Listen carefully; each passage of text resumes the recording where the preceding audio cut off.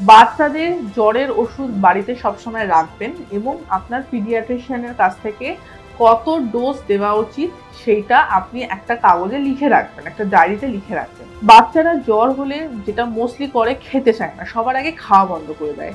শুধু ওয়াটার কন্টেন্টটা শরীরে যেন ঠিক থাকে সেটা খেয়াল করতে হবে।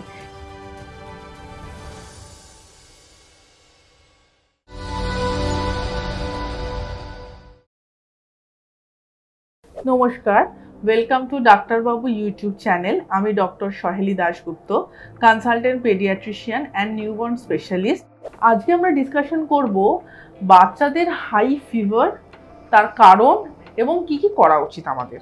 অনেক সময় প্যারেন্টসরা ভীষণ ভয় পেয়ে আমাকে ফোন করেন যে বাচ্চার হয়তো টেম্পারেচার 103, 104 হয়ে যাচ্ছে, কি করা উচিত। আমি প্রথমেই বলবো প্যানিক করবেন না। বাচ্চাদের জ্বরের ওষুধ বাড়িতে সবসময় রাখবেন এবং আপনার পিডিয়াট্রিশিয়ানের কাছ থেকে কত ডোজ দেওয়া উচিত সেইটা আপনি একটা কাগজে লিখে রাখবেন, একটা ডায়েরিতে লিখে রাখবেন।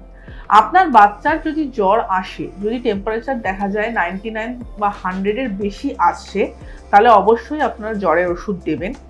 জ্বরের ওষুধ দেওয়ার পর বাচ্চার টেম্পারেচার আপনি 2 ঘন্টা পর একবার চেক করবেন। একটা ডায়েরিতে লিখে রাখবেন যে কতক্ষণ ছাড়া ছাড়া জ্বর আসছে এবং কত টেম্পারেচার আসছে। সেটা শুধু আপনার নয়, যে ডক্টর আপনার বাচ্চাকে দেখবে তার ক্ষেত্রে এটা বোঝাটা সুবিধা হয় যে জ্বরের ফ্রিকোয়েন্সি কিরম আসছে বা কতক্ষণ ছাড়া ছাড়া জ্বর আসছে।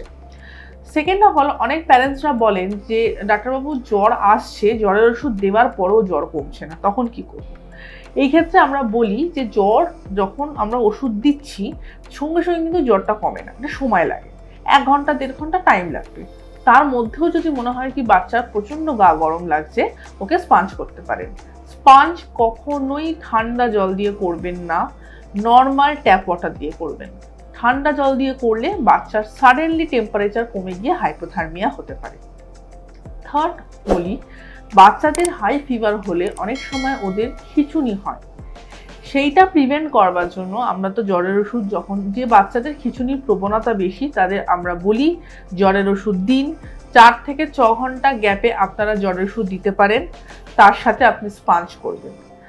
লাস্ট অফ অল আরেকটা বলি, জ্বর হলে বাচ্চাদের ডিহাইড্রেশন হয়, তো আমরা সবসময় খেয়াল রাখবো বাচ্চার শরীরের জলের মাত্রাটা যেন কমে না যাচ্ছে। তার জন্য তাকে যতটা সম্ভব প্রমোট করা যে কোনো টাইপ অফ ফ্লুইডস, জল, ডাবের জল, স্যুপ, ডাল, এই জিনিসগুলো এবং মিল্ক, এগুলো আমাদের খাওয়াতে হবে। বাচ্চারা জ্বর হলে যেটা মোস্টলি করে খেতে চায় না, সবার আগে খাওয়া বন্ধ করে দেয়। মা বাবাদের বলবো যে সলিডস যদি না খায় প্যানিক করবেন না, লিকুইডস দিন, তাতে কোনো অসুবিধা নেই। শুধু ওয়াটার কন্টেন্টটা শরীরে যেন ঠিক থাকে সেটা খেয়াল করতে হবে। এবং এটাও আপনাকে মনিটর করতে হবে যে বাচ্চার দিনে কতবার ইউরিন করছে।